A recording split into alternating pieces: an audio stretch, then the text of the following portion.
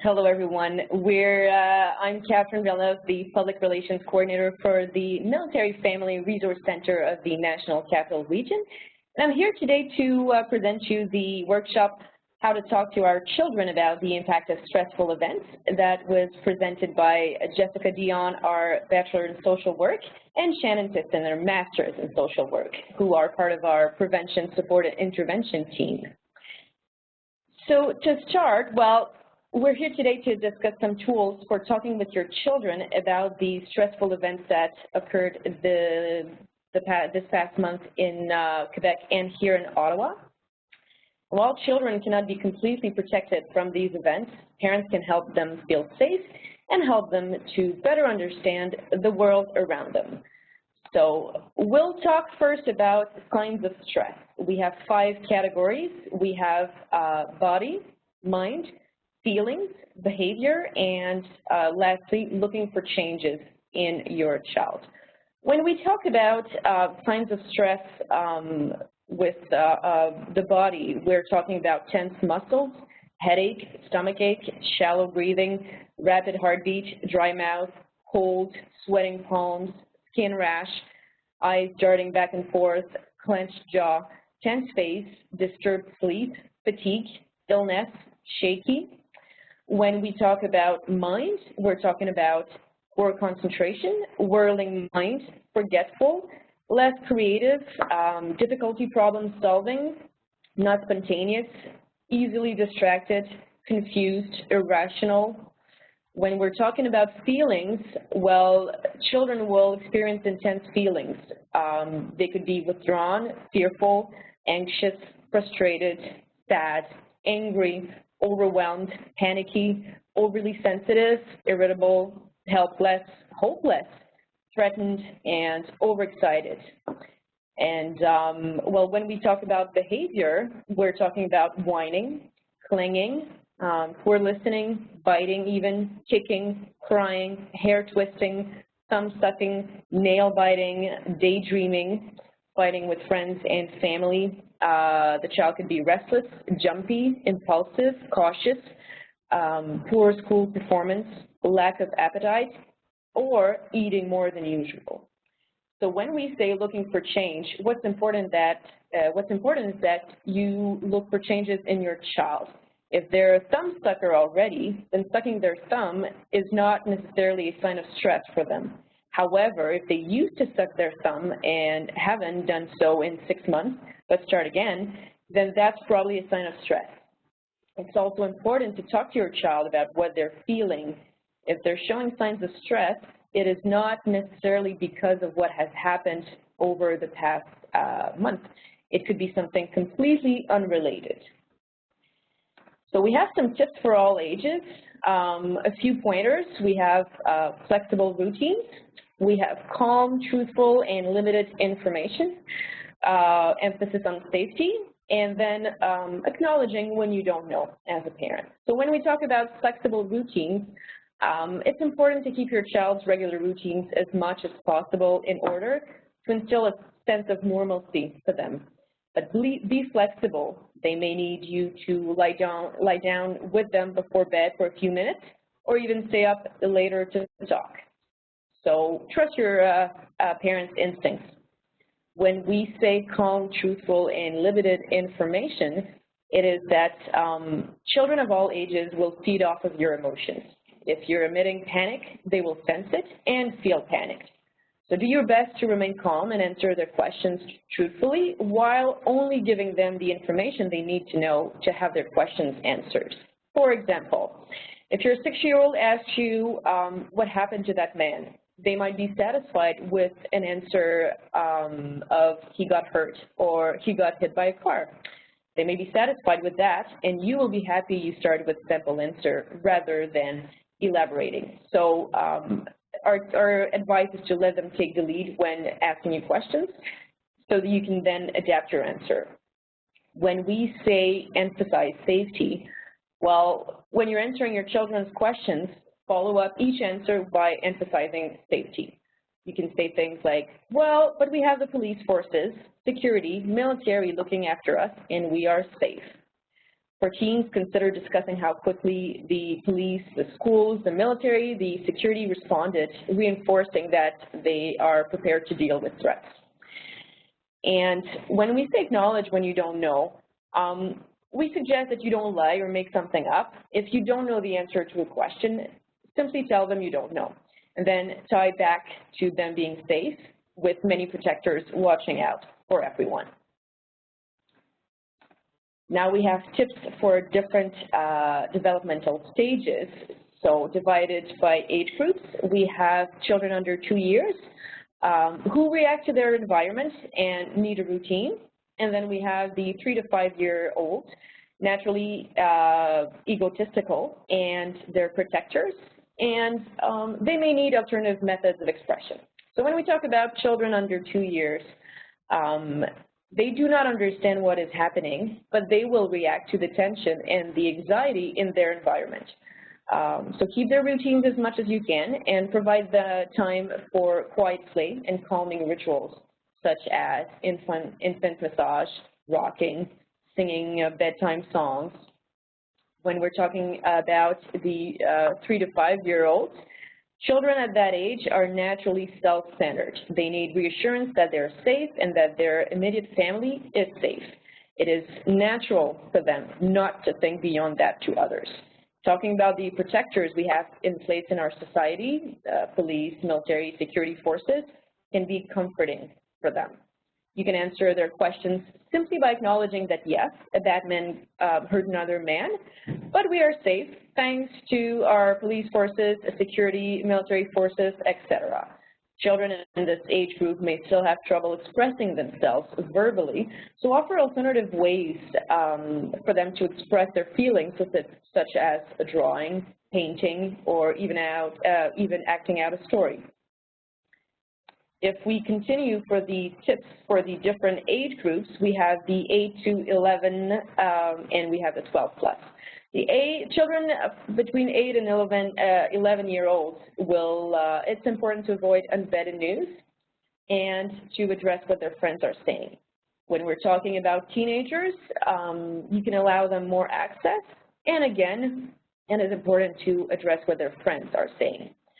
So for the 8 to 11, we advise that you avoid watching news with a child of this age, as the presentation may be too graphic for them to watch. For example, the footage of the gunfight in Parliament or footage of Corporal Cirillo receiving CPR. Consider showing them clips from YouTube or the internet that you have seen first. For example, footage of the Sergeant-at-Arms Vickers receiving a standing ovation in Parliament. You can discuss with them how he was a hero and stop the shooter, holding him as an example of one of the protectors.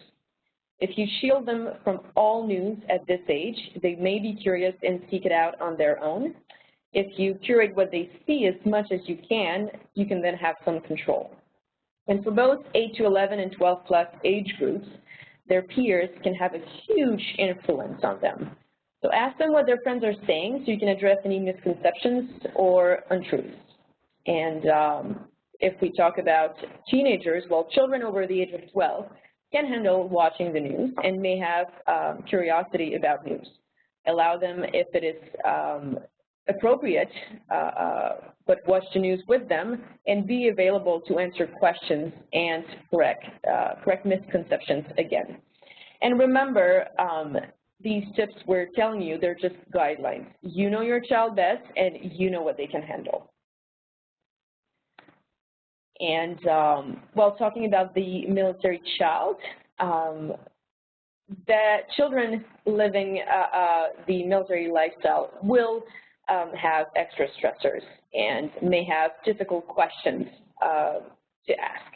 When we talk about those extra stressors, obviously, many children around the country will be affected by these events, but children who have a parent in the military will most likely feel extra stress due to the nature of these targeted attacks.